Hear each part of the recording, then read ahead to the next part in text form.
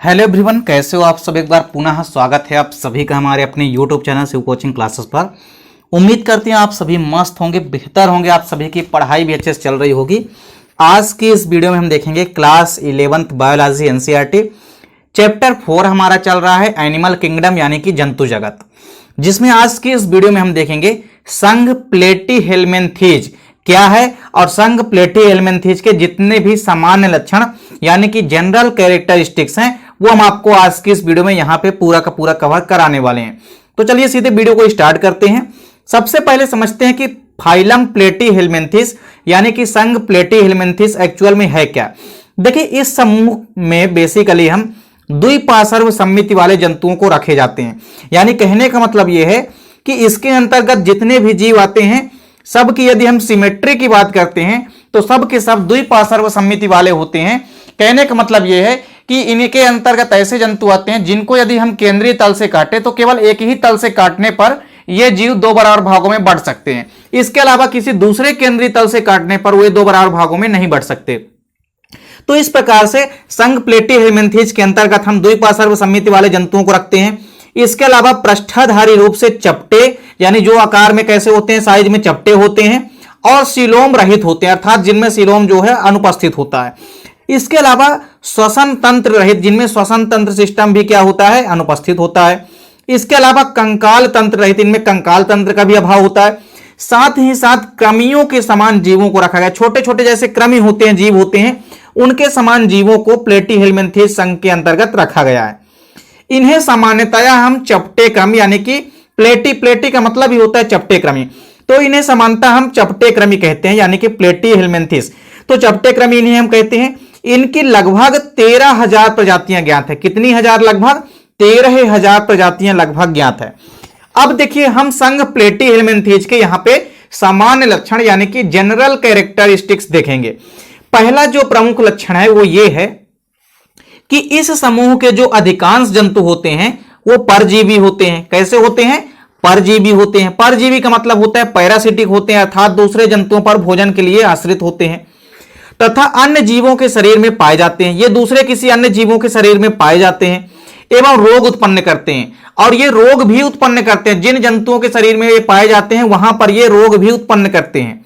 और कुछ प्रजातियां जो होती है वो स्वतंत्र जीवी होती हैं। यानी प्लेटीहेल्मिन्थीज संघ की कुछ प्रजातियां ऐसी है जो कि स्वतंत्र रूप से जीवन यापन करती है, जो कि भूमि या जल में पाए जाते हैं। जो भूमि में पाए जाते हैं या तो जल में पाए जाते हैं, दो ही स्थान पे मुख्य रूप से पाए जाते हैं। दूसरी देखिए प्रमुख विशेषता क्या है कि इनका जो शरीर होता है वो पृष्ठधारी रूप से क्या होता है, चपटा होकर के एक फीते नुमा संरचना का हो जाता है, जिसमें द्विपार्श्व सममिति पाई जाती है। यानी इन जंतुओं की जो बॉडी होती है उस पे बाइलेटरल सिमेट्री यहां पे आप देखेंगे कि पाई जाती है। तो इस प्रकार से इनकी बॉडी में सममिति कैसी होती है, द्विपार्श्व सममिति होती है। इसके अलावा तीसरी इंपॉर्टेंट विशेषता क्या है कि इस संघ के अंतर्गत आने वाले जो भी जंतु होते हैं वो ट्रिप्लोब्लास्टिक होते हैं। ट्रिप्लोब्लास्टिक का मतलब होता है कि इनमें 3 जनन स्तर यानी एक्टोडर्म, मेसोडर्म और एंडोडर्म पाए जाते हैं। यानी ये ट्रिप्लोब्लास्टिक होते हैं, अर्थात इनका शरीर का निर्माण 3 जनन स्तरों से मिलकर के बना होता है, एक्टोडर्म, मेसोडर्म और एंडोडर्म। इसके अलावा देखिए चौथी इंपॉर्टेंट विशेषता क्या है कि इनमें अंग तंत्र स्तर का संगठन पाया जाता है। कैसा पाया जाता है? अंग तंत्र स्तर का संगठन पाया जाता है। यानी जो बॉडी लेवल ऑफ ऑर्गेनाइजेशन होता है वो अंग तंत्र स्तर का होता है।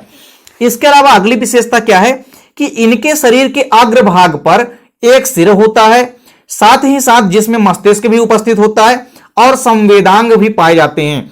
यानी इनमें संवेदांगों को ग्रहण करने वाले संवेदांग भी पाए जाते हैं, साथ ही साथ मस्तिष्क भी इनमें पाई जाती है। मस्तिष्क बहुत ज्यादा विकसित डेवलप तो नहीं होती है लेकिन पाई जाती है। तो इस प्रकार से यह था 5वां प्रमुख सामान्य लक्षण या प्रमुख विशेषता। 6वां प्रमुख लक्षण या विशेषता क्या है कि उत्सर्जन हेतु इनमें कुछ कोशिकाएं पाई जाती है जिन्हें हम कहते हैं फ्लेम कोशिकाएं। क्या कहते हैं इन्हें हम कहते हैं फ्लेम कोशिकाएं या प्रोटोनेफ्रिडिया पाए जाते हैं। तो या तो फ्लेम कोशिकाएं पाई जाती है या तो प्रोटोनेफ्रिडिया पाए जाते हैं। किसके लिए? उत्सर्जन के लिए। अगली विशेषता क्या है कि इनकी जो परजीवी होती है, इनकी परजीवी प्रजातियों में हुक पाए जाते हैं, इसके अलावा कंटक पाए जाते हैं एवं चूसक पाए जाते हैं। ये तीनों चीजें आपको ध्यान में रखनी है। इसके अलावा अगली विशेषता क्या है कि जो इनका तंत्रिका तंत्र होता है वो आद्य होता है एवं सीढ़ी नुमा होता है। जैसे सीढ़ी की संरचना आपने देखी होगी तो वैसे ही इनका तंत्रिका तंत्र होता है, कैसा, सीढ़ी नुमा होता है। तो इस प्रकार से याद रखना है कि इनका जो नर्वस सिस्टम होता है वो सीढ़ी नुमा होता है। इसके अलावा इनमें यदि हम प्रजनन की बात करते हैं यानी रिप्रोडक्शन की यदि हम बात करते हैं तो इनमें प्रजनन जो होता है वो प्रायः अलैंगिक एवं लैंगिक दोनों विधियों के द्वारा होता है। तो यानी इनमें सेक्सुअल व असेक्सुअल दोनों प्रकार से रिप्रोडक्शन होता है। इसके अलावा आप एग्जाम्पल कुछ नोट कर लीजिए, क्योंकि एग्जाम्पल हर एक संघ के आपको आने चाहिए। इसका सबसे बड़ी एग्जाम्पल है टेनिया, इसके अलावा प्लेनेरिया सबसे बड़ी एग्जाम्पल है जिसको आपको याद रखना है, और फेसियोला। ये आपको तीनों एग्जाम्पल याद रखने हैं। ये तीनों एग्जाम्पल किसके हैं, संघ प्लेटीहेलमिन्थेस के सबसे बड़ी एग्जाम्पल हैं। तो इस प्रकार से आपको यहां पे संघ प्लेटीहेलमिन्थेस क्या है और संघ प्लेटीहेलमिन्थेस के कई बार आपने देखा होगा कि कई बार ये क्वेश्चन भी एग्जाम में पूछे गए हैं।